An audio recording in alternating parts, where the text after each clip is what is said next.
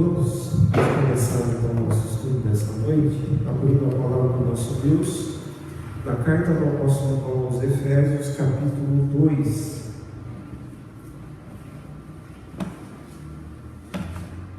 Efésios, capítulo número 2, versículo 1 até o versículo número 10. Vou fazer a leitura. Eu peço que vocês só acompanhem comigo a leitura da Bíblia de vocês. Efésios 2, versículo 1 ao versículo número 10, diz assim a palavra do nosso Deus. Ele vos deu vida, estando vós mortos nos vossos delitos e pecados, os quais andastes outrora, segundo o curso deste mundo, segundo o príncipe da potestade do ar, do espírito que agora atua nos filhos da desobediência, entre os quais também todos nós andamos outrora, segundo as inclinações da nossa carne, fazendo a vontade da carne e dos pensamentos. E éramos por natureza filhos da ira, como também os demais. Mas Deus, sendo rico em misericórdia, por causa do grande amor com que nos amou, e estando nós mortos em nossos delitos, nos deu vida juntamente com Cristo. Pela graça sois salvos. E juntamente com Ele nos ressuscitou e nos fez assentar nos lugares celestiais em Cristo Jesus, para mostrar nos séculos vindouros a suprema riqueza da sua graça em bondade para conosco em Cristo Jesus. Porque pela graça sois salvos mediante a fé, e isto não vem de vós, é dom de Deus, não de obras para que ninguém se glorie, pois somos feitura dele, criados em Cristo Jesus para as boas obras, as quais Deus de antemão preparou para que andássemos nelas. Amém? Esse texto, que é a nossa leitura aqui inicial, nós vamos de Paulo escrevendo aos Efésios, capítulo 2, do 1 ao 10, ele vai nos ajudar aqui na compreensão da exposição da carta de Tiago. Eu só quero destacar aqui uma coisa bem simples que nós encontramos aqui no texto. O apóstolo Paulo, nessa parte do texto, ele expressa aqui para nós o sentimento da transformação que Deus opera na vida de todo cristão. Ele muda a nossa posição. Não é somente nós que enxergamos Deus de uma outra maneira. Ele fez isso ali ao se referir a Jesus Cristo, do versículo 15 até o versículo 23, orando e pedindo para que a igreja pudesse compreender Jesus como o Senhor agora, que está à destra do Pai. Então essa é a posição de Jesus, e ele passa então a mostrar a nossa posição. Nós somos salvos pela graça. Graça, biblicamente falando, é o favor imerecido que nós recebemos de Deus. Deus olhou e viu a nossa condição como pecadores, como transgressores das suas leis, dos seus mandamentos, mas o Senhor nos manifestou de forma rica, como diz Paulo ali no versículo número 4, a sua misericórdia e o seu grandioso amor, o que resultou em graça sem medida para conosco. E a parte final do texto é uma parte bem conhecida, a partir do versículo número 8 até o versículo 10, Paulo fala do meio pelo qual nós podemos alcançar essa nova posição, por meio da fé. É isso que Paulo diz ali no versículo número 8. E isso também, juntamente com todas as coisas, resumindo Paulo aqui, diz que também é graça. Até a fé que recebemos não provém de algo que vai de nós, que provém de nós, mas é o próprio Deus quem abre o nosso coração para que possamos receber então esta graça bendita, o que resulta então na parte final, onde Paulo fala sobre as obras. Mas nós vamos guardar esse ponto aqui, porque nós vamos falar disso daqui a pouco, ao expormos o texto. Então, por enquanto, nós vamos ficar então com essas palavras que nos ajudarão aqui a entender melhor o texto de Tiago. Nós vamos orar, vamos colocar de pé. Peço que irmãos, se puderem se colocar de pé neste momento, nós vamos pedir para que o Senhor nos auxilie, que então nós possamos aprender da palavra de Deus nesta noite. Oremos. Senhor nosso Deus, Pai, muito obrigado, Senhor, porque mais uma vez adentramos em Tua casa, neste lugar onde temos tanto aprendido, Senhor, da Tua Palavra, onde pudemos tantas vezes, Senhor, nos reunir com os nossos irmãos, ó Pai, partilharmos das bênçãos, da graça, da misericórdia do Senhor sobre as nossas vidas, ó Pai. Louvamos ao Teu santo nome, porque nós somos um povo escolhido do Senhor. O Senhor olhou para cada um de nós que aqui nos encontramos nessa noite, com os Teus olhos de amor, com a Tua infinita bondade e misericórdia. O Senhor nos alcançou, como Oséias, o profeta, nos diz: os laços de amor do Senhor se amarraram sobre nós, estão sobre nós. E é por isso que estamos aqui, Senhor, porque nós não pudemos resistir, ó Pai, ao Teu chamado. E nesta noite, Senhor, nós queremos pedir desde já para que o Senhor nos conceda, ó Pai, discernimento, ó Pai espiritual, para compreendermos a Tua palavra, que o Senhor nos edifique, que nós possamos juntos aqui, ó Pai, enriquecer o nosso coração com a Tua verdade, a Tua verdade que sempre nos conduz à salvação. Ó Deus, nós pedimos isto porque nós sabemos que é só o Senhor que pode desvendar os nossos olhos espirituais, porque sem Ti nós não podemos compreender, Senhor, as coisas tão profundas que tem aqui, ó Deus, registrada por meio dos Teus servos na Tua palavra. Por isso, fica conosco, Senhor, nos abençoa, ó Deus, fala aos nossos corações, abençoa os irmãos que estão aqui, aqueles que talvez porventura vão chegar, se for da Tua vontade, mas que tenhamos um momento proveitoso aqui para a honra e para a glória do Senhor. É no Teu nome que nós oramos e pedimos, em nome de Cristo Jesus. Amém. Vamos cantar um hino ao nosso Deus, 222. No 222. Que fala sobre o chamado que todos nós recebemos da parte de Deus. Um dia Deus nos chamou e nos convidou a estarmos mais perto da Sua cruz. Vamos cantar então. Meu Senhor, sou Teu, Tua voz ouvi a chamar-me com amor, e contigo sempre desejo estar, ó bendito Salvador, mais perto da Tua cruz quero estar, ó Salvador,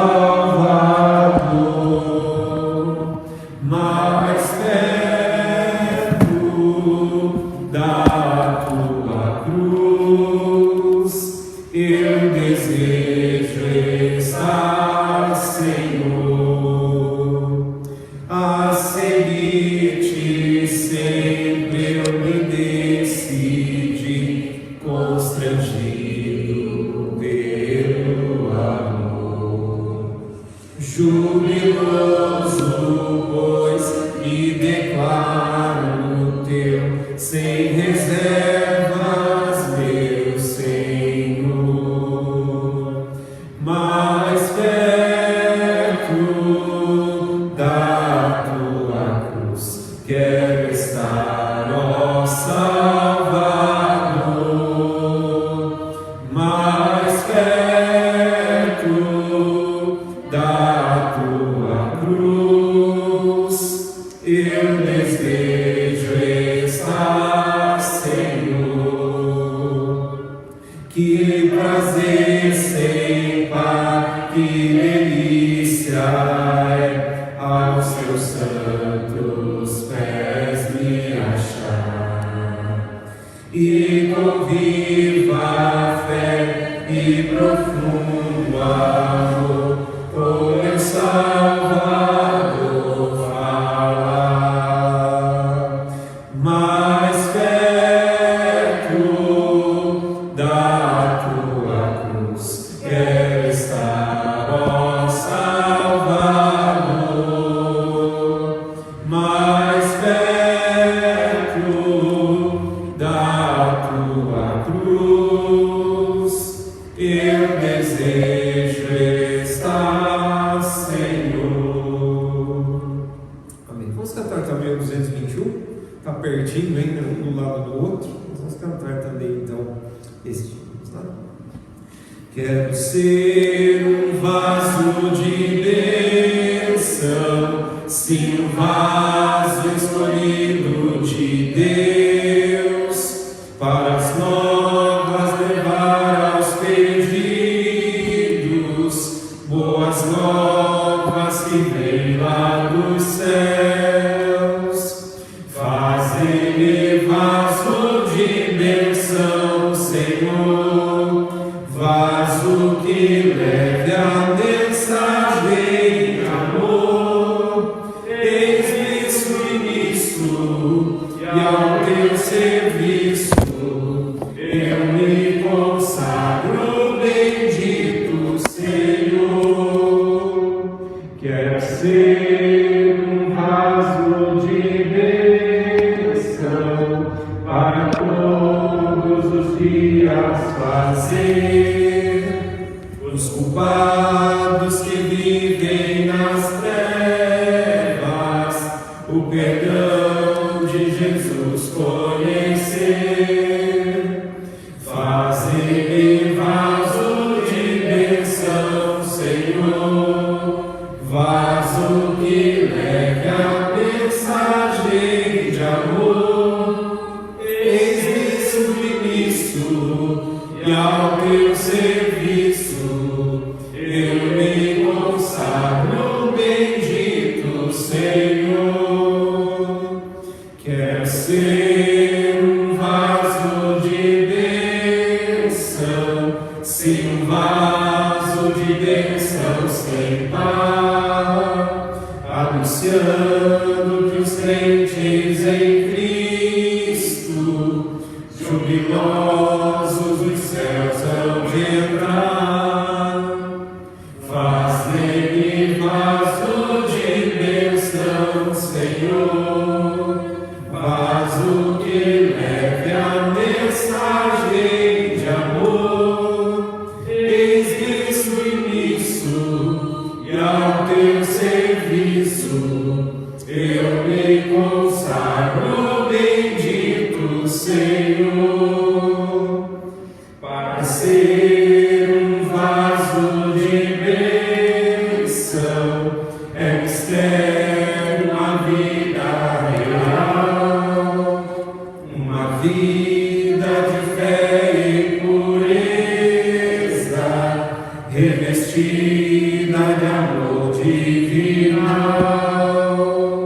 Faze-me vaso de bênção, Senhor, vaso que leve a mensagem de amor. Eis-me submisso e ao teu serviço eu me consagro, bendito Senhor.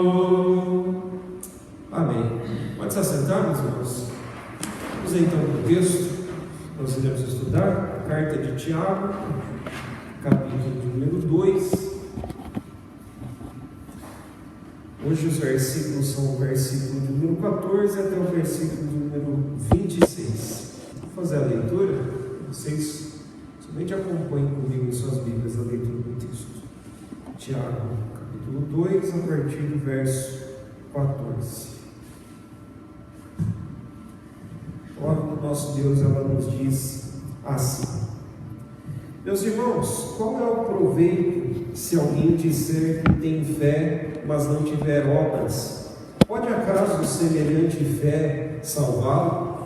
Se um irmão ou uma irmã estiverem carecidos de roupa e necessitados do alimento cotidiano, e qualquer dentre vós lhes disser: ide em paz, aquecei-vos e fartai-vos, sem contudo lhes dar o necessário para o corpo, qual é o proveito disso? Assim também a fé, se não tiver obras, por si só está morta. Mas alguém dirá: tu tens fé e eu tenho obras. Mostra-me essa tua fé sem as obras, e eu com as obras te mostrarei a minha fé. Crês tu que Deus é um só? Fazes bem, até os demônios creem e tremem. Queres, pois, ficar certo, ó homem insensato, de que a fé sem obras é inoperante? Não foi por obras que Abraão, nosso pai, foi justificado quando ofereceu sobre o altar o próprio filho Isaque?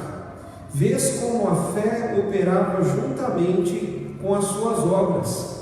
Com efeito, foi pelas obras que a fé se consumou, e se cumpriu a Escritura, a qual diz: ora, Abraão creu em Deus, e isso lhe foi imputado para a justiça, e foi chamado amigo de Deus. Verificais que uma pessoa é justificada por obras, e não por fé somente. De igual modo, não foi também justificada por obras a meretriz Raabe, quando acolheu os emissários e os fez partir por outro caminho? Porque assim como o corpo sem espírito é morto, assim também a fé sem obras é morta. Até aqui, meus irmãos, então a leitura, esse vai ser o texto que será então o objeto aqui do nosso estudo. Nós vamos orar mais uma vez, agora pedindo para que Deus possa falar nos nossos corações e nos ajudar, nos auxiliar para compreendermos melhor a leitura, não somente dela, mas também a interpretação do texto. Oremos, meus irmãos. Senhor nosso Deus, a Tua palavra foi lida. Deus, nós cremos no poder sobrenatural que existe nela, de falar aos nossos corações, de nos transformar. Mas neste momento pedimos a Ti o auxílio do Teu Santo Espírito, Pai, para que o Senhor esclareça a cada um de nós que aqui nos encontramos aquilo que o Senhor quer falar, ó Deus, aos nossos corações. Nos edifica, ó Deus, nos transforma, e que todos os nossos atos aqui sejam feitos, como a Tua palavra diz, para a glória do Senhor. É no nome do Teu Filho Jesus que nós oramos. Amém. Nós vamos continuar então no ponto onde paramos, meus irmãos, nesta carta que nós temos estudado aqui todas as quartas-feiras. E nós paramos aqui por último, no nosso estudo, no capítulo número 2, versículo 1 até o versículo número 13, onde nós vimos aqui uma severa exortação de Tiago, servo do Senhor. Como temos sempre enfatizado, Tiago não é o apóstolo, mas ele fala com autoridade debaixo da questão de que os apóstolos estão aqui por trás da condução de toda a inspiração dessa escritura. Por isso ele pode falar com essa autoridade. Ele está sob a jurisdição apostólica para poder falar então com as demais igrejas que são como 12 igrejas espalhadas na dispersão. E como todas as igrejas, meus irmãos, igrejas sempre apresentam problemas.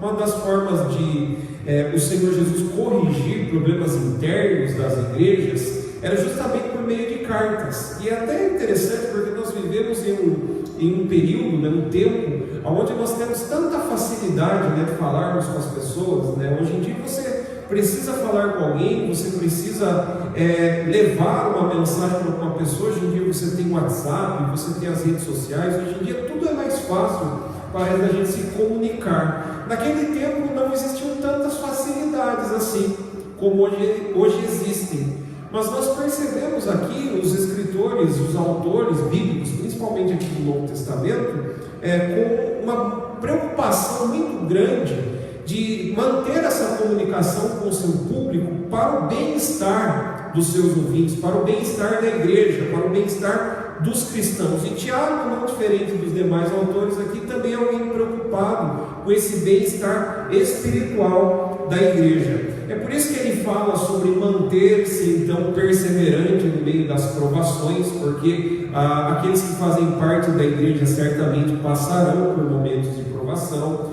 Tiago nos convida também a fazermos um autoexame pessoal, espiritual da nossa vida, para que não nos tornemos somente ouvintes da palavra, mas operosos praticantes. Ele vai voltar então, ele vai reiterar aqui novamente o mesmo assunto, porque vai voltar à questão da prática desses versículos. Mas antes a gente viu então que Tiago corrige um problema interno que estava acontecendo ali no meio daquele povo, que era a acepção de pessoas. Esse foi o nosso último estudo aqui. Nós vimos que dentro da sinagoga, quando entravam algumas pessoas ali, principalmente pessoas ricas, elas eram pré-julgadas julgadas ali, né, pelos judeus, os judeus convertidos aqui a Cristo no caso, e julgadas pela aparência, né? Esse era o critério que muitos ali usavam. Chegava uma pessoa com pompas ali, né, com trajes de luxo, né, toda cheia de anéis no dedo, que, como nós vimos, representava uma pessoa ali que tinha pompas, né, esteticamente falando, e ela era tratada de uma forma diferente, né? Ela era conduzida para um lugar onde ela se tornaria vista pelas demais pessoas. E os pobres da igreja, como nós vimos, eram muitos, por sinal, né? Desde o período lá do final do primeiro século, a história mostra para nós que a igreja sempre teve muitas pessoas pobres, né, no meio delas, até mesmo não só por causa da questão econômica e financeira, mas se você confessasse Jesus como seu Senhor, você teria todos os seus bens tomados. Então provavelmente você se tornaria também um pobre, justamente por causa da perseguição, por causa daquilo que eles iriam enfrentar como opressão. A maioria deles eram agricultores, não tinham muito dinheiro, né, como os grandes proletários da época, né, os grandes donos de grandes propriedades daquele período. Então a igreja ainda continua com um contexto assim. E Tiago então exorta, né, porque Deus não enxerga dessa forma. Quando Deus olha para aqueles que adentram, né, para a igreja, estão no meio do seu corpo, Deus não olha para a sua questão econômica e financeira, Deus não olha para a sua raça, Deus não olha para a questão da nacionalidade, né? Quando Pedro, por exemplo, teve um problema, né, com a questão da nacionalidade, o Senhor Jesus, né, conduziu Pedro a uma experiência com um homem chamado Cornélio, né? Quando a gente lê Atos capítulo 10, Pedro, né, que era um judeu, né, todo nacionalista, né, ultranacionalista, se assim eu posso dizer, né, não queria chegar lá perto do Cornélio, porque o Cornélio era um gentil.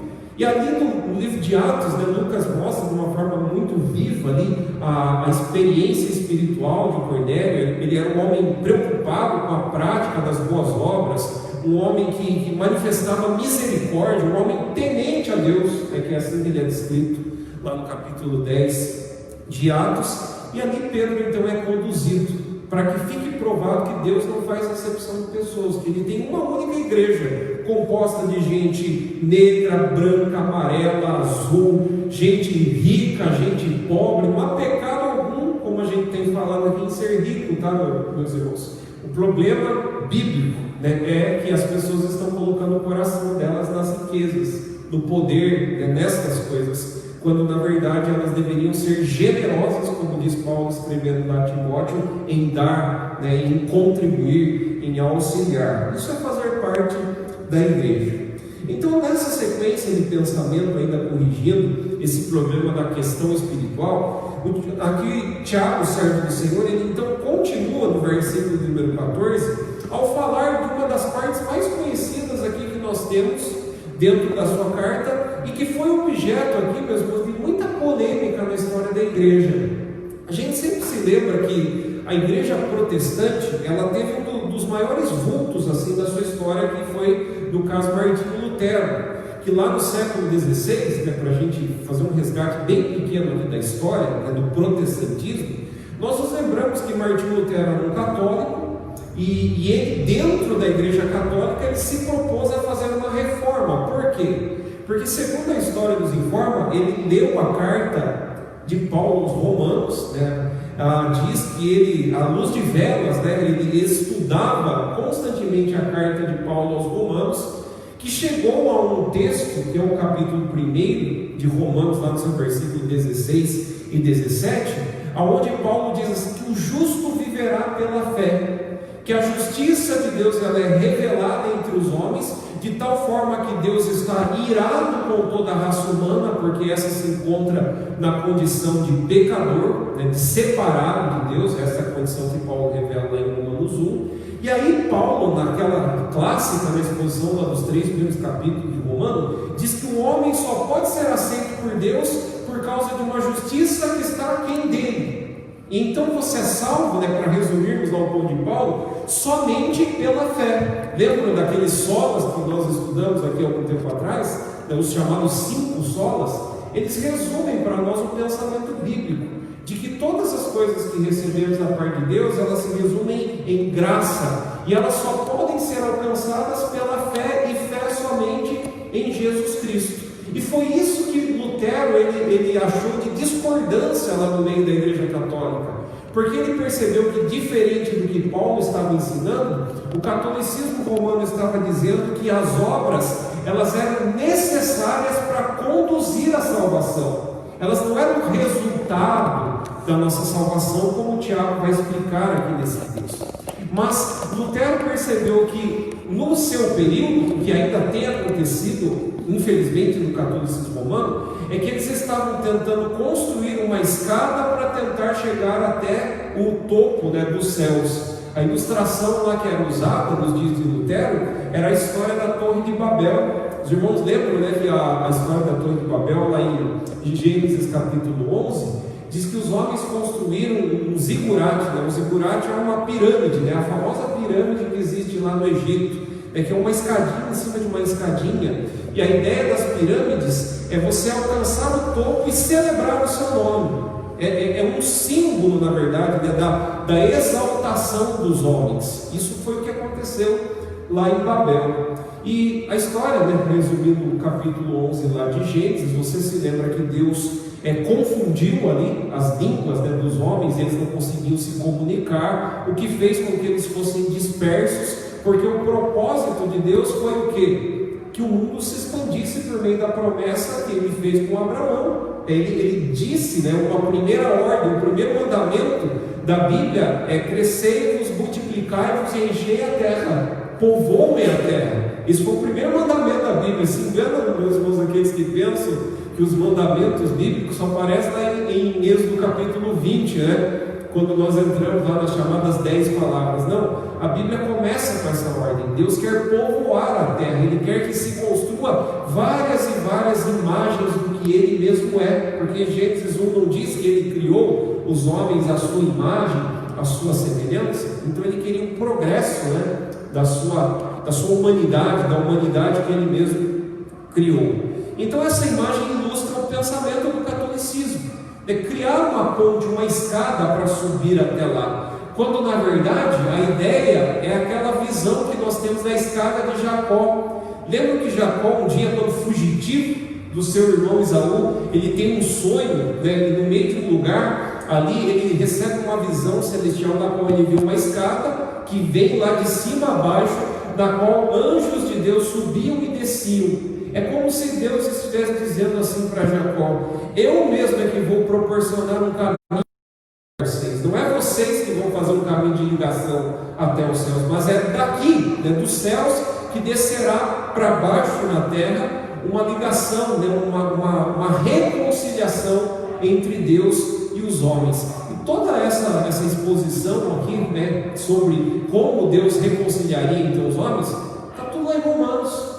Lutero compreendeu, então, e de tal forma ele defendeu, né, com muita veemência assim, a doutrina da justificação, que ele continuou estudando a Escritura. E quando ele chegou aqui na carta de Tiago, ele teve um problema, porque Tiago está dizendo aqui que não basta somente sermos justificados por Deus pela fé somente, mas Tiago diz aqui que nós somos justificados por obras. Ele vai explicar aqui essa questão, né? Tiago, no caso.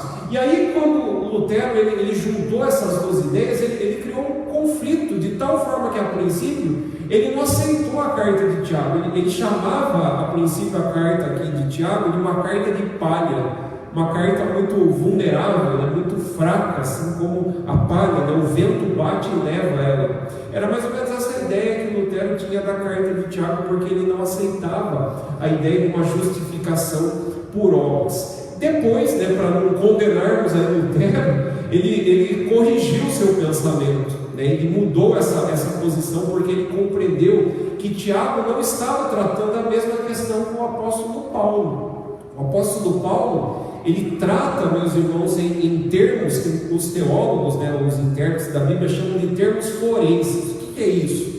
É que a linguagem de Paulo é como se ele estivesse diante de um tribunal, como se ele armasse assim um tribunal. Ali você tem um juiz, você tem um advogado, você tem um réu que está condenado, no caso, na segunda ideia de Paulo, ali, principalmente os 3 primeiros capítulos. E como é que fica, né, diante de alguém que é culpado, né, que foi considerado por Deus culpado? culpado. Deus olhou assim para a condição do homem. Como é que esse problema pode ser resolvido? Aí Paulo então mostra que uma justiça foi feita por meio de um supremo e perfeito advogado, reconhecido na Bíblia como Cristo Jesus. E quando nós somos salvos, a ideia de Paulo da justificação pela fé, é que você não é salvo porque você tem algo em si, mas porque alguém fez algo por você. Se Deus olhar para nós hoje, por exemplo, o que ele vê em você? Culpa. Isso é a única coisa que Deus consegue enxergar quando Ele olha para nós.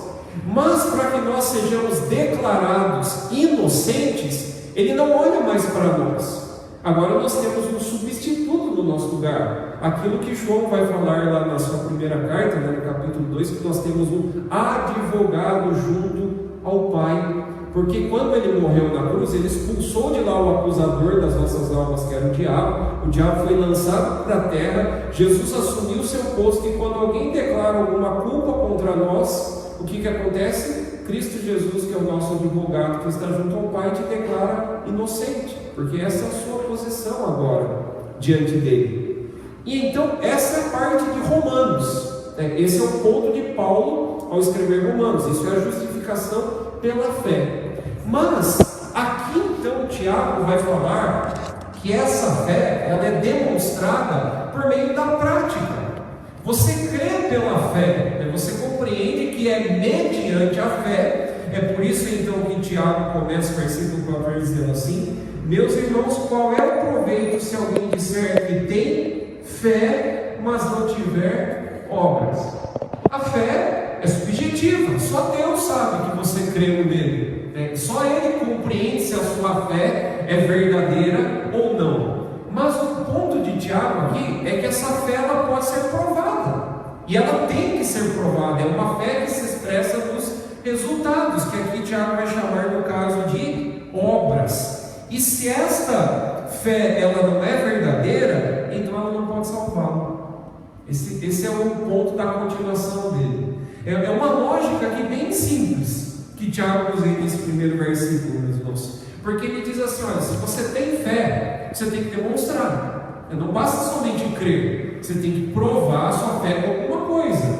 Ela tem que se expressar, ela tem que se mostrar de alguma forma em resultados. Do contrário, você não tem a verdadeira fé. Você tem alguma outra fé, mas não é a fé bíblica.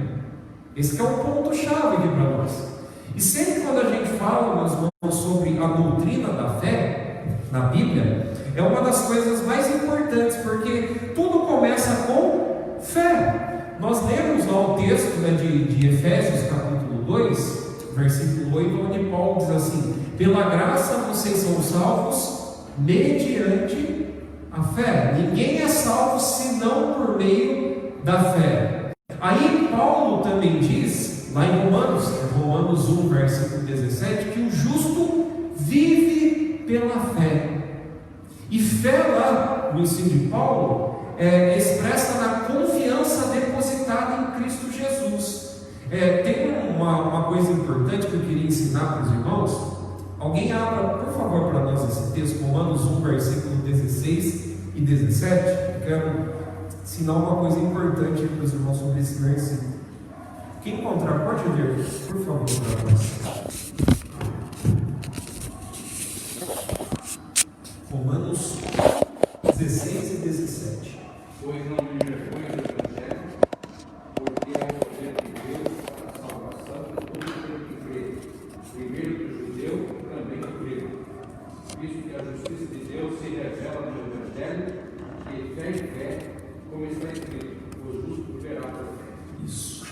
Principalmente a parte final, o justo viverá por fé. Só que a nossa tradução, ela colocou aí a palavra que aparece na língua grega, traduzida por fé. Seria mais correto, não que esteja errado, tá, meus irmãos, a nossa tradução, mas seria mais fiel ao texto se nós traduzíssemos assim: o justo viverá por sua fidelidade. Aí parece que complica mais, porque nós não vivemos por Cristo.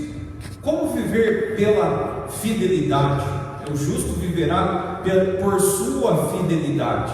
Aí que é o ponto. Porque Paulo está dizendo que nós vivemos por uma fidelidade que não é nossa. Paulo faz menção em Romanos 1,16, é a fidelidade de Cristo. É porque Ele foi fiel, nós nos apoiamos na sua fidelidade. Por isso que a gente vive por Cristo, né? É mediante uma fé em quem? Qual é o objeto da nossa fé? O objeto da nossa fé é Jesus Cristo, porque a fidelidade dele faz com que nós sejamos então aceitos por Deus. Então esse é um ponto importante da fé. Nós confiamos a nossa fé, depositamos ela em alguém, porque do contrário, se a nossa fé estiver em nós mesmos, ou em alguma coisa aquém, né, fora de Cristo, a nossa fé seria inútil. Mas porque ela é baseada e fundamentada na fidelidade de Cristo, então nós podemos ter e expressarmos essa confiança. Um outro ponto também sobre fé na Bíblia, meus irmãos, é aquele versículo conhecido de Hebreus, capítulo de número 11, versículo 6. Eu vou pedir para alguém também abrir para nós. Quem encontrar pode ler. Hebreus, capítulo 11, versículo 6. Outra pessoa, se possível, Romanos 14, 23. Uma pessoa, Hebreus, capítulo 11, Romanos 14, 23. Quem encontrou Hebreus 11, 6 pode ler. De fato, sem fé é impossível agradar a Deus, porquanto é necessário que ele se crer que ele existe e se torna agradador dos que o buscam. Isso. Sem fé é impossível agradar a Deus. Esse é o capítulo onde nós encontramos na Bíblia a única definição sobre o que é fé, que é o primeiro versículo. Aí, né, a convicção de coisas que se esperam. E, os irmãos lembram? Pode ler, né, quem encontrar. Hebreus 11.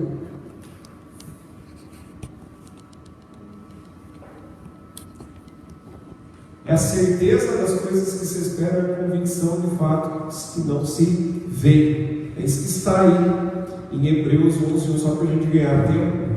Tá, meus irmãos? É a única definição bíblica sobre fé. E o autor então diz que sem esta fé, essa expressa confiança de que Deus existe, nós não podemos viver. Porque todo aquele que se aproxima de Deus tem que crer que Ele existe. Tem que acreditar que Ele não só existe, mas que Ele recompensa aqueles que depositam nele a sua confiança, que é a expressão galardoador dos que o buscam. E por último, aí, para nós compreendermos a fé bíblica, aí, Romanos 14, 23, quem encontrou o texto?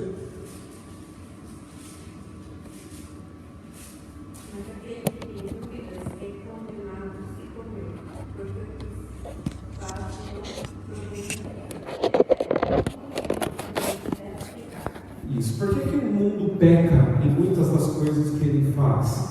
Porque Paulo, explicando ali o texto, depois os irmãos podem ler com calma, lá todo o capítulo 14 de Romanos, porque as expressões do amor, né, da misericórdia, dos atos das pessoas que vivem nesse mundo, não são motivadas por fé, mas fé na coisa certa, por isso elas são pecaminosas.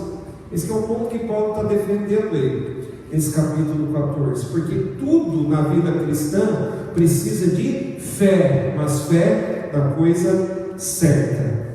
Mas há um texto aqui importante, que o Senhor Jesus fala a respeito de algum tipo de fé que pode ser uma fé falsa. Então esse texto aqui nos ajudará a compreender o ponto de Tiago aqui na continuidade do texto. O texto que eu faço referência aqui, meus irmãos, é Mateus capítulo 7, o versículo é o versículo 21 ao 23. Vou pedir para alguém fazer a leitura desse texto também para nós. Mateus capítulo 7, do 21 ao 23. Aí o Senhor Jesus diz que nem todas as pessoas que dizem crer em Jesus são salvas. Esse é o ponto aí dessa parte final. Pode ler para a gente quem encontrou.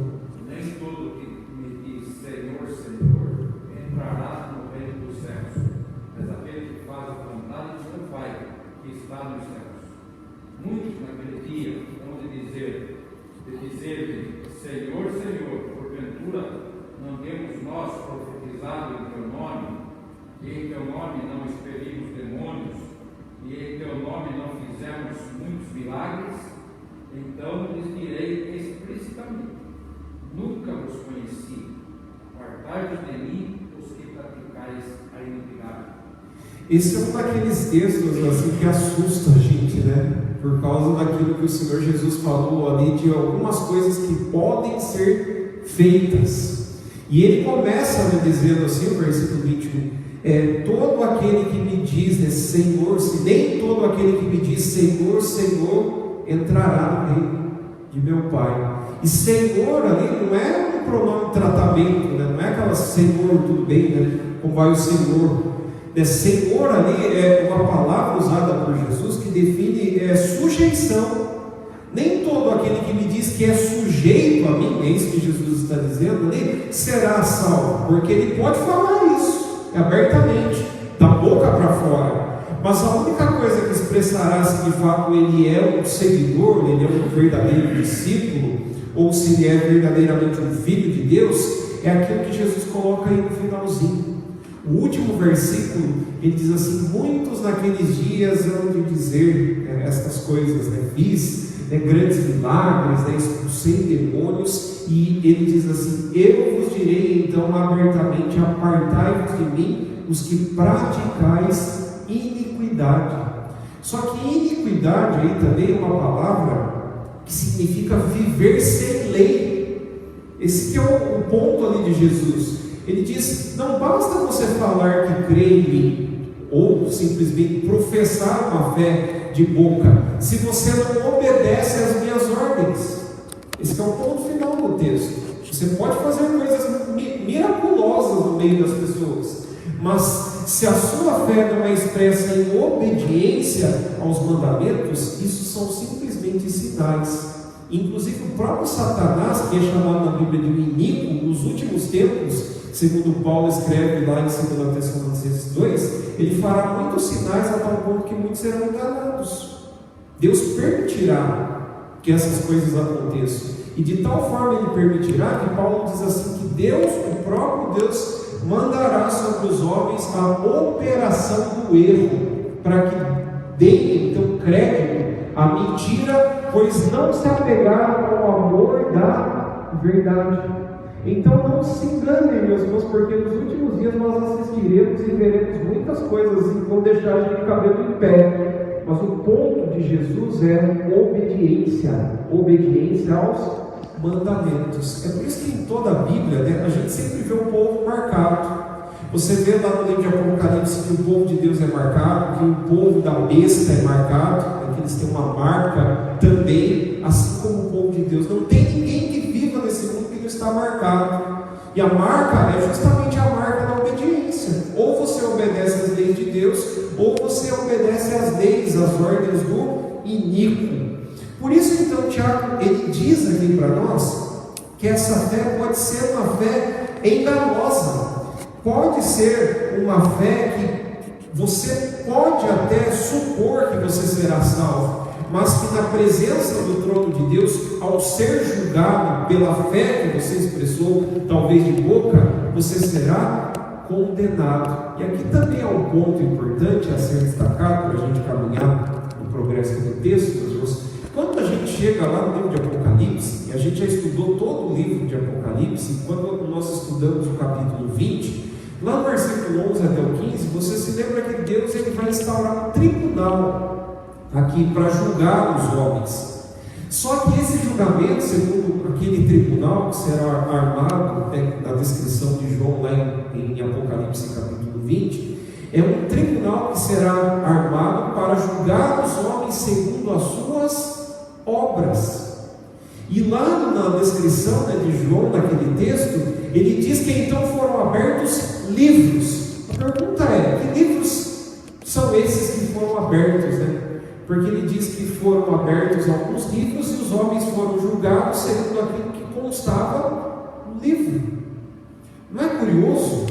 Eu fico pensando, às vezes, esses dias atrás eu estava fazendo a leitura desse texto, meus irmãos, e a gente cria assim, aquele cenário, e você percebe então o dia do tribunal, o dia do juízo de Deus, todas as pessoas ali, né, na presença de Cristo para serem julgadas. Você já pensou que o próprio Pilatos, que condenou o Senhor Jesus, um dia estará diante dele para ser condenado eternamente, porque ele fez uma das coisas mais terríveis que o mundo já presenciou, que foi condenar nada mais nada menos do que o próprio Filho de Deus? Todas as pessoas estarão lá diante desse Supremo Tribunal. E diferente da salvação, que é pela fé, o julgamento é por obras. Esse é o ponto lá de Apocalipse. Nós seremos julgados por aquilo que nós fizemos e por aquilo que não fizemos. Por isso estão os livros lá. Os livros são os livros do registro dos nossos atos.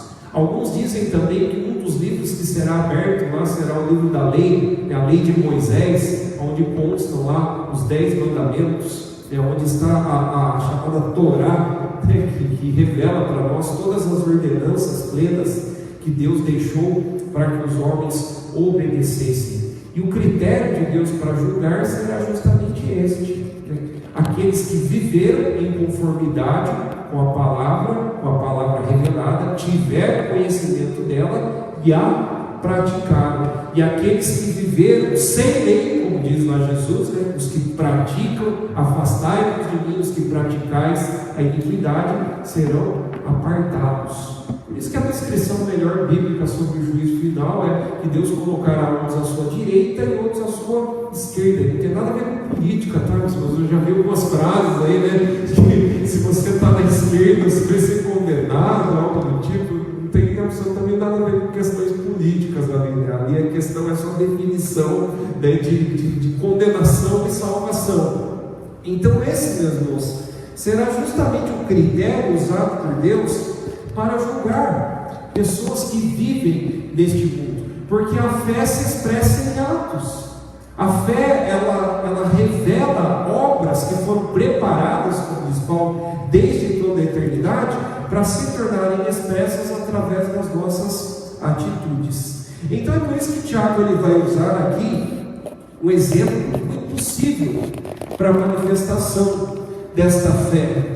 No versículo número 15 e 16, Tiago diz assim: se um irmão ou uma irmã estiverem carecidos de roupa e necessitados do alimento cotidiano, e qualquer dentre vós lhes disser: ide em paz, aquecei-vos e fartai-vos, sem contudo lhes dar o necessário para o corpo, qual o proveito disso? Assim também a fé, se não tiver obras, por si só está morta. Então, pessoal, qual é o ponto de Tiago agora aqui, usando esses dois versículos?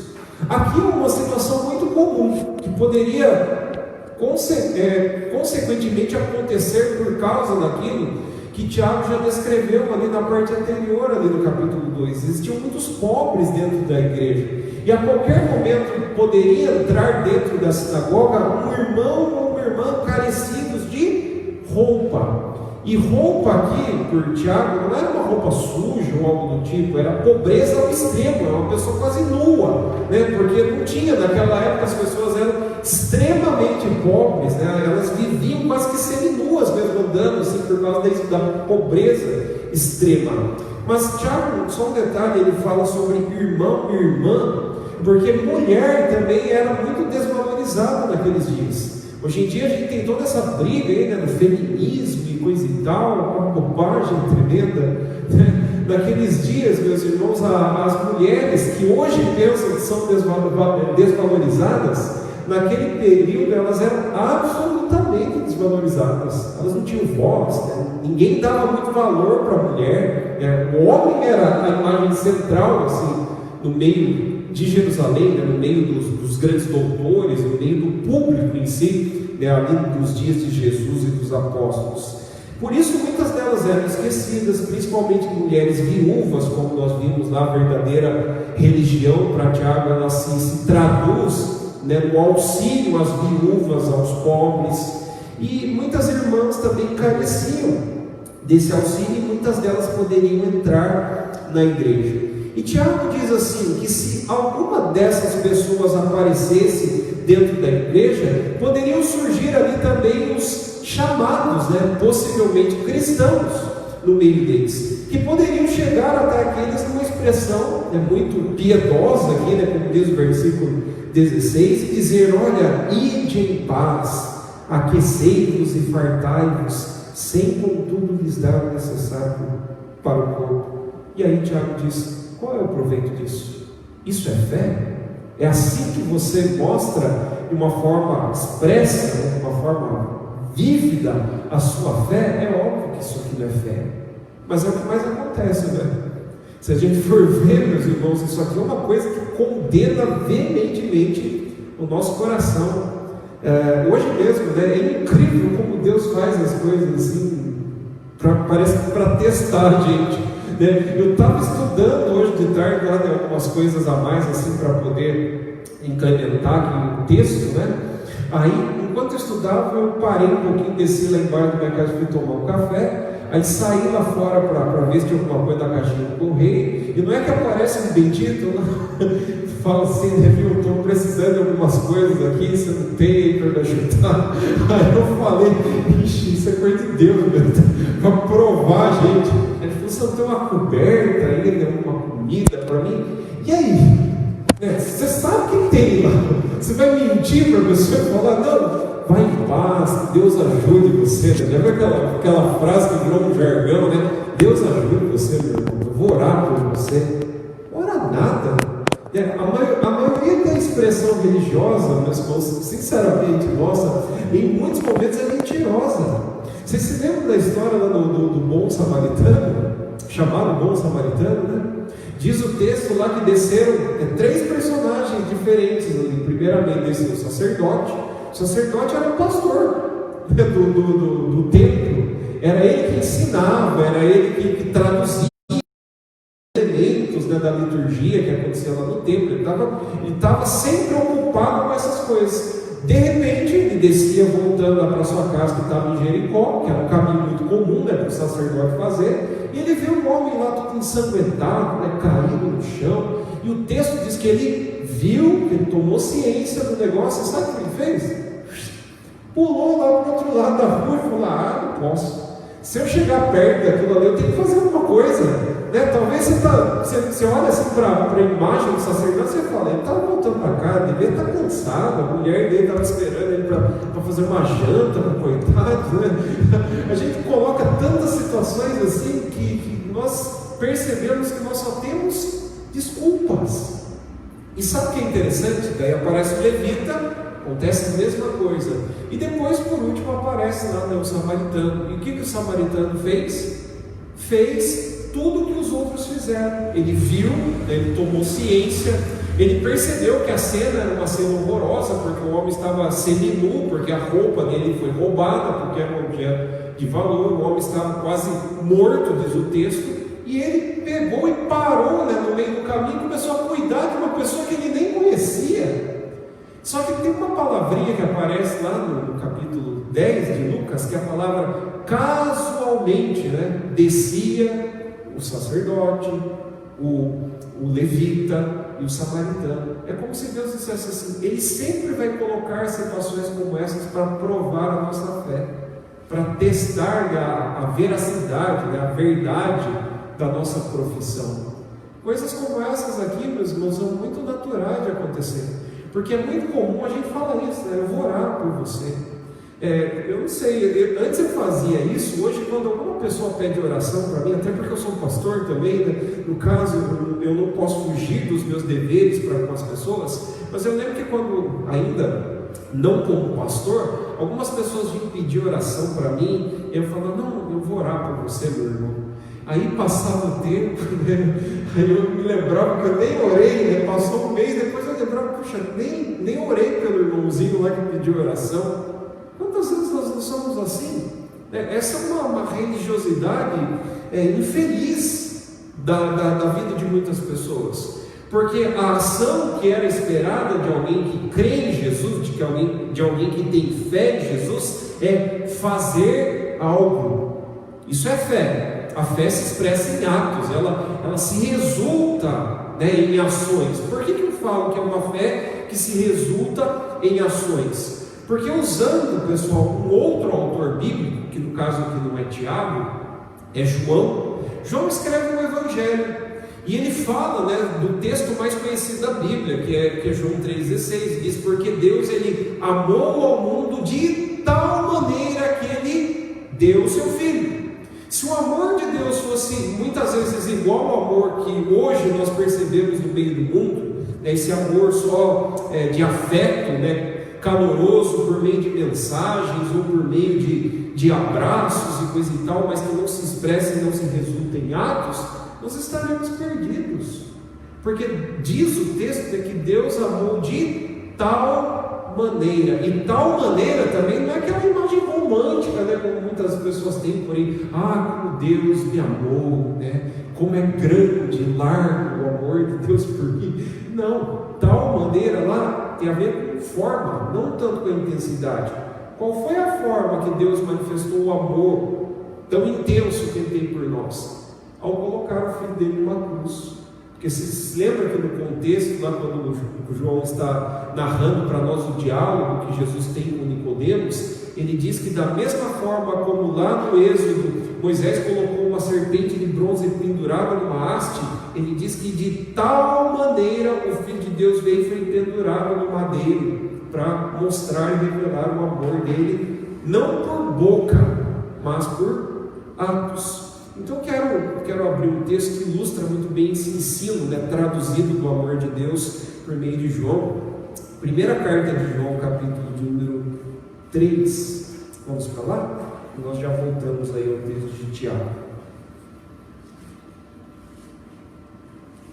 1 João, capítulo de número 3, versículo 16 em diante, diz assim: nisto conhecemos o amor, que Cristo deu a sua vida por nós, e devemos dar a nossa vida pelos irmãos. Ora, aquele que possuir recursos desse mundo e vir a seu irmão padecer necessidade e fechar no coração, como pode permanecer nele o amor de Deus? Filhinhos, não amemos de palavra nem de língua, mas de fato e de verdade. Esse é um texto que chacoalha a nossa fé, porque ali no capítulo 4, não vou ler o texto, mas só para traduzir aqui e ficar mais simples o nosso entendimento, João diz assim: olha, nós cremos em um Deus que nós não podemos ver. Deus não pode ser visto porque Ele é Espírito. A única forma de ver Deus é ver na pessoa do seu Filho, e o seu Filho revelou a imagem do Deus invisível, como diz Paulo. Mas como é que torna claro então a nossa fé? Ela se expressa em obras, ela se expressa em atos, quando eu sirvo as pessoas. É isso que João aqui está falando na sua carta. Ele diz: como é que eu provo que eu creio em Deus, que eu sirvo a Deus, que eu tenho fé em Deus? Quando eu sirvo os outros. As pessoas são criadas à imagem e semelhança de Deus, e não tem melhor maneira de mostrar a nossa fé traduzindo-se em serviço a essas pessoas, em auxílio a elas, porque todas essas situações aqui acontecerão. Nós sempre veremos pessoas que precisam ser auxiliadas, tanto fisicamente como também espiritualmente. Por isso que antes de tudo o trabalho começa aqui, depois a gente vai para fora. Mas Paulo diz, a carta aos Gálatas nos ajuda lá, Gálatas capítulo 6:10, Paulo diz assim: fazei o bem a todos, mas principalmente aos da família da fé. Primeiro aqui. E quantas pessoas estão ao nosso lado assim, e às vezes estão chorando, sentindo dores assim internas, necessitando? É claro que muitas vezes a gente percebe também que tem pessoas que são mais fechadas, como é o meu caso. Eu sou extremamente fechada. Quem me conhece assim mais de perto sabe que eu guardo muitas das coisas para mim, não partilho muito, porque é um erro meu, de fato. Mas tem pessoas que são assim, outras falam, contam, e às vezes a gente não faz nada, não traduz a nossa fé em ações. Por isso essa palavra, esse é um versículo daqueles versículos que nós sempre devemos ter em mente, filhinhos, amemos, não de palavra, mas de fato e de verdade, porque é dessa forma que a nossa fé, ela fica expressa, ela se torna expressa, ela é traduzida em ações. Vamos voltar lá para Tiago, para a gente caminhar. Por isso, o versículo 17, então, aí no capítulo 2 de Tiago, diz: assim também, ou seja, se a nossa fé não for traduzida em ações, se ela não tiver obras, por si só, ela é morta. E Tiago fala que essa fé ela pode ser morta. Segundo o versículo de número 20 aí do texto, ele diz que essa fé ela é uma fé inoperante, é uma fé que não progride. Essa é a ideia da palavra inoperante aqui. Então nós percebemos aqui, meus irmãos, que ao olharmos esse texto, o que Tiago está chamando a cada um de nós aqui é um autoexame da nossa fé. Vocês sabiam, né, que a Bíblia ela nos convida a duvidarmos da nossa fé? Isso eu tenho falado aqui um pouco com o pessoal da nossa mocidade no sábado. A Bíblia diz que nós devemos duvidar da nossa fé. Isso quem diz é Paulo, escrevendo a carta aos Coríntios. Ele diz: examinai-vos a vós mesmos, testem a vocês mesmos para ver se de fato vocês estão na fé, caso contrário vocês estão reprovados. A gente não ouviu tanto falar por aí, meus irmãos, sobre exame. Nunca na minha vida a gente ouviu falar tanto sobre fazer exame. Eu sou uma pessoa que gosta de futebol, depois vou bater uma bolinha lá. Mas a gente ouve aí os jogadores de futebol querendo voltar aí nos campeonatos de futebol, mas antes de qualquer prática esportiva, o que eles precisam passar? Uma bateria enorme de exames. Eu estava assistindo hoje lá nos programas esportivos, para a prática voltar, tem que ter um rigor assim extremo, para ser feito ali a prática do futebol, e vários exames por causa da questão do contágio. E a gente tem todas essas precauções, a gente se preocupa bastante assim, com o nosso bem-estar físico. A gente vai lá e faz os exames necessários para que a gente não corra risco, bem como também alguém da nossa família não corra. Mas vocês percebem, meus irmãos, que quando se trata de questões espirituais, poucas das vezes nós nos preocupamos em fazer um autoexame pessoal da nossa fé, da veracidade da nossa fé, para confirmar ela, para testar ela, para ver se de fato nós estamos vivendo o que Cristo Jesus ensinou de fato sobre fé, assim como os seus servos também ensinaram por meio da Escritura. Por que isso é tão sério? Aí Tiago vai provar para nós esse ponto a partir do verso 18. Ele diz assim: mas alguém dirá: tu tens fé, eu tenho obras, mostra-me a tua fé sem as obras, e eu com as obras te mostrarei a minha fé. Tiago quer dizer aqui que essas duas coisas elas são inseparáveis, que fé e obras não são duas coisas diferentes, mas que são duas coisas que caminham juntas. Eu creio e porque eu creio eu faço. Esse é o ponto de Tiago. Por quê? Se a nossa fé não for uma fé que resulta em obediência ou se expressa em resultados, a nossa fé é semelhante a uma fé dos demônios. É isso que Tiago diz aqui. Olha o versículo 19, diz: você crês tu, que Deus é um só? Fazes bem. Até os demônios creem e não só creem. Tiago diz: eles tremem. A crença dos demônios em Deus faz com que eles creiam, que eles acreditem que Deus existe, que Ele tem um Filho chamado Jesus Cristo, que é o verdadeiro Filho de Deus. Isso fica muito claro, nas manifestações de demônios. Quando os demônios viam Jesus, eles ficavam horrorizados, escandalizados. Em Marcos 3,11, se não me engano, diz que eles se prostravam, os endemoniados, reconhecendo que Ele era o Filho de Deus. E isso afeta até o seu emocional, diz o texto, porque eles tremem. Isso aqui é forte, demais observar assim, a reação dos demônios, ao observarem Jesus Cristo.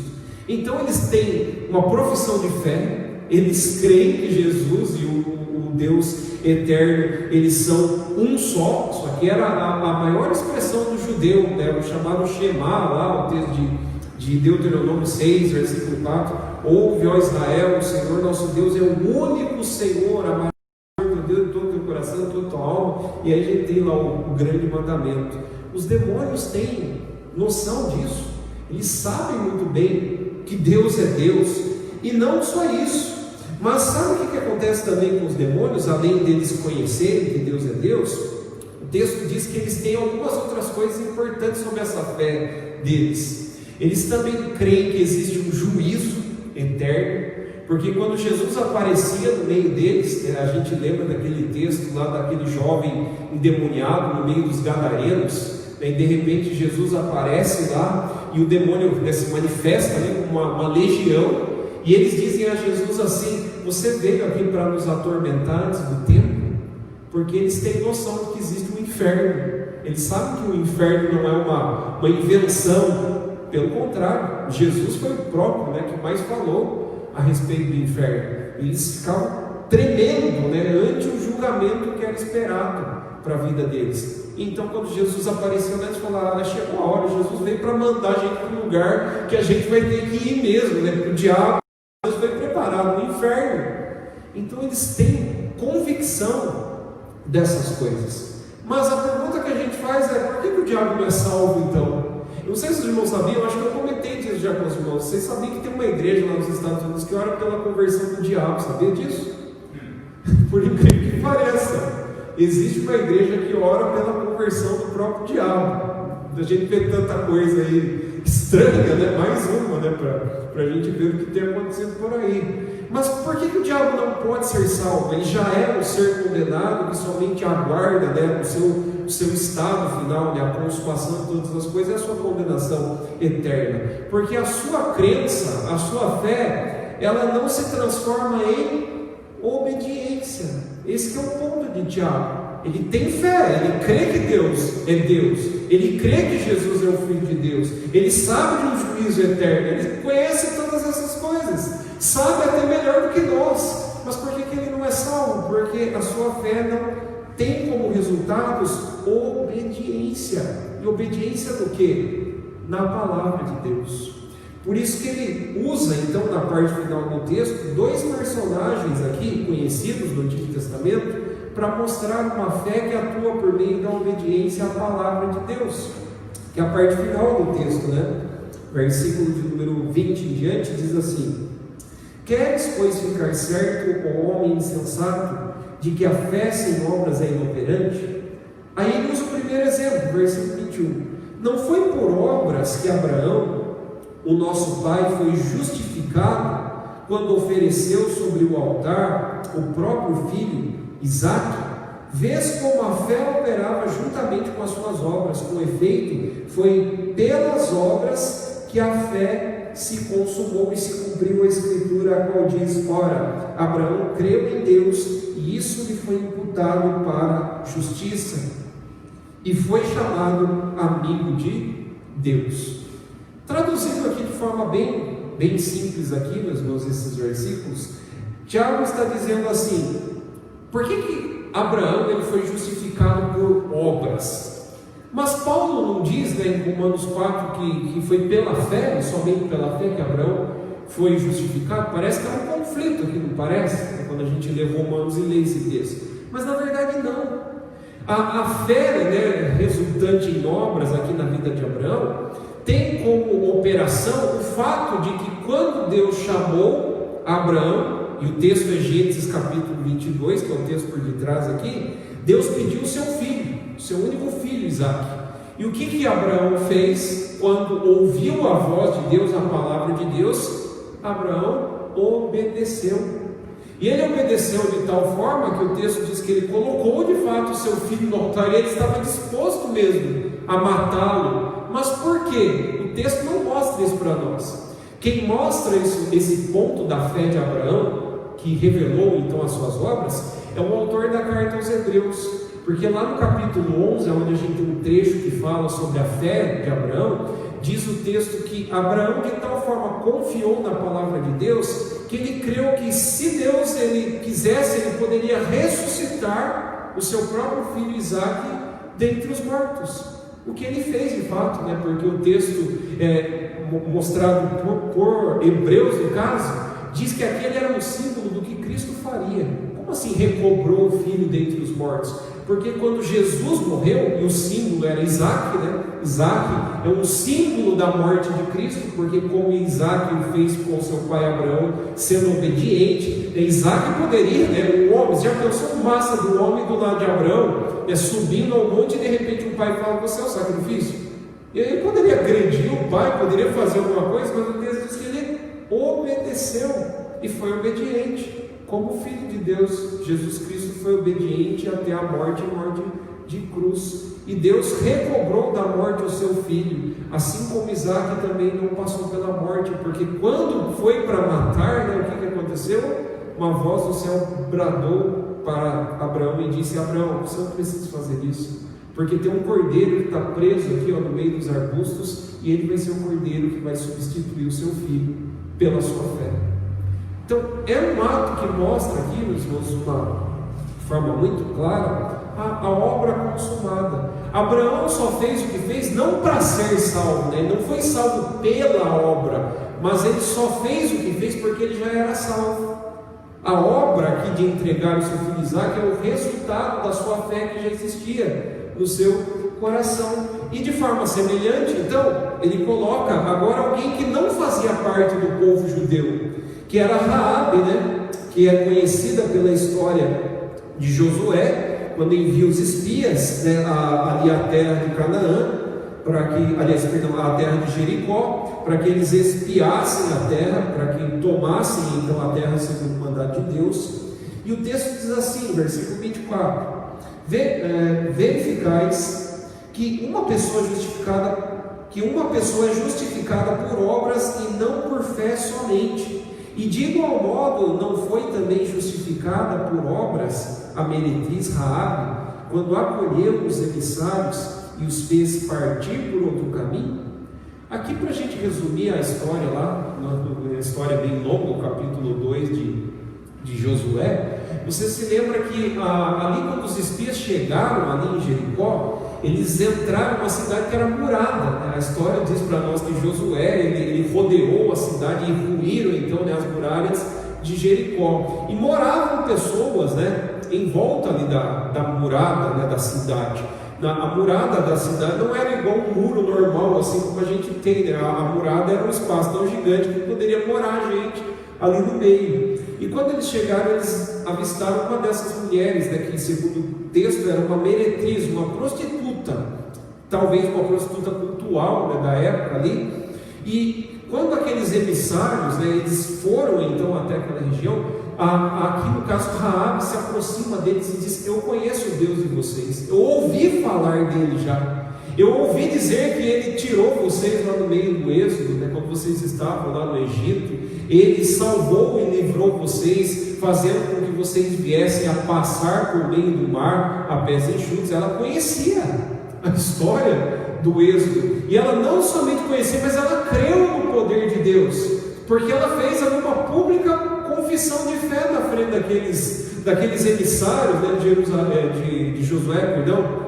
E ela diz assim: eu sei que o Deus de vocês é o Deus que criou os céus, a terra, o mar e tudo que nele existe, e eu sei que esse é Deus, o Deus dos deuses. E sabe como é que ela expressou a sua fé? Ela já tinha fé no seu coração. A fé dela foi visível a partir do momento em que ela publicou ali o que ela cria, mas ela creu de uma forma visível por meio das suas obras, quando ela acolheu os emissários, os escondeu e preservou a vida deles, para que depois o exército de Josué viesse ali e tomasse então toda aquela cidade, a possuísse, como era de fato a promessa do Senhor.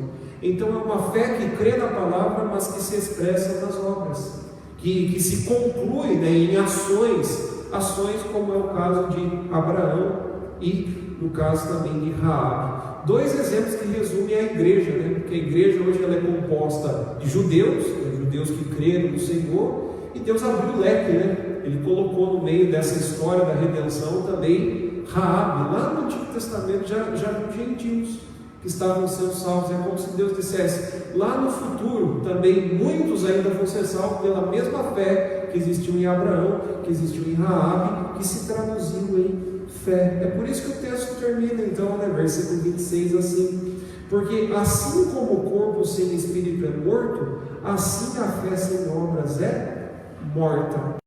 O que nós traduzimos assim como pessoa? Uma pessoa, ela é composta, né, de um corpo e de uma alma, ou espírito, né? Alma e espírito é a mesma coisa na Bíblia, tá, meus irmãos? Não existe esse negócio de tricotomia, né, de que o homem é composto de de alma, corpo e espírito, né? 3 coisas diferentes. Não, somente de 2 partes, né? Não tem outro termo. O termo é usado como um sinônimo, né? Da mesma palavra. Mas quando você tira o espírito, você não tem vida mais. Você pode ir no velório, você pode tentar falar com a pessoa, e é triste, é até frustrante, porque a pessoa não fala com você, ela não reage. É uma das coisas mais tristes, você vê pessoas ali ao lado de caixão tentando falar, mas as pessoas não falam, porque não tem espírito. O espírito do seu corpo é morte. Morte, no caso física, né? É a separação do corpo com a parte imaterial, né? Que no caso é o espírito. Se você morre, o seu corpo fica aqui, o seu espírito volta a Deus que o deu. Mas por que na ressurreição novamente vai ter que juntar essas 2 coisas? Porque elas são inseparáveis. Elas são temporariamente, né, separadas por causa da morte. Mas quando Jesus voltar, elas novamente têm que se juntar, porque do contrário você não é pessoa. Se você não se juntar novamente aqui ao seu corpo, você simplesmente seria eternamente um espírito, mas você não é um anjo. No caso, os anjos são seres espirituais, bem como o diabo, os seus demônios são, mas nós somos criaturas. Deus soprou em nós, né, o seu fôlego de vida sobre nós e colocou em nós o seu espírito, é por isso que nós vivemos. Então, como essas coisas são inseparáveis, Tiago resume aqui o seu ponto. Ele diz: assim como o corpo sem espírito não tem vida, é morto, fé sem obras também não podem andar separadas. Fé sempre se traduzirá em obediência, obediência em atos que mostram para as pessoas que nós cremos em Deus. Então esse é o ensino, pessoal, desse trecho aqui, né? Um ensino bem denso, né? Tem muitas coisas aqui que a gente poderia ainda falar, mas o tempo não nos permite. Mas eu gostaria de deixar com os irmãos então esse trecho, né? Tendo aqui para nós então uma única aplicação. Tudo isso aqui que Tiago nos falou nesses versículos, versículo 14 até o versículo 26, só nos convidam a uma coisa que já foi dita, mas é aqui que eu quero reiterar então e terminar. Nós precisamos examinar a nossa fé. Será que a nossa fé é semelhante à fé dos demônios? Os demônios creem em Deus, eles não têm problema com isso, mas eles não obedecem, eles não traduzem a sua obediência em obras, até porque eles não obedecem mesmo, porque eles já estão condenados. Mas a melhor maneira de provarmos a nossa fé é através das obras. Então, Paulo ele fala sobre o aspecto espiritual. Nós cremos, mas Tiago diz que você precisa crer, mas praticar. Você precisa crer, mas você precisa viver. Então que Deus nos ajude, e que assim nós possamos crescer, como diz Pedro, na graça e no conhecimento de Cristo Jesus, que formulou para nós, né, a melhor maneira de entendermos o que é crer no Pai, mas realizar. Amém? Amém. Deus nos abençoe. Vamos colocar de pé. Vamos agradecer então ao nosso Deus, pedir para que Ele continue a falar aos nossos corações no decorrer dessa semana. Oremos. Senhor Deus, obrigado e louvado seja o nome do Senhor, Pai, por todos os ensinos preciosos que a Tua Palavra nos dá. Ó Deus, também nos fazendo refletir acerca dos nossos atos, das manifestações de auxílio, que talvez em muitos momentos nós não temos feito para com outros, ó Pai, para com pessoas que são criadas segundo a imagem do Senhor. Ajuda-nos, ó Pai, a vivermos essa fé expressa em obra, Senhor. Nós confessamos os nossos pecados, compreendemos, Pai, quantos momentos nós temos falhado diante do Senhor. A Tua lei nos mostra, ó Deus, de forma muito clara que o Senhor é santo e que nós somos pecadores. Por isso nos ajuda, Senhor. Tua palavra diz que nós fazemos estas obras porque o Senhor desde toda a eternidade preparou de antemão para que andássemos nelas. Nós sabemos que nós só podemos andar nelas se o Teu Santo Espírito nos auxiliar e nos ajudar. Fica conosco, Senhor, nos abençoa, nos guarda, dá-nos uma continuidade de semana abençoada pelo Senhor. É a nossa oração, nosso pedido a Ti, no nome de Cristo Jesus. Amém. Amém. Amém. Deus abençoe, meus irmãos. Ótima noite a cada um de vocês.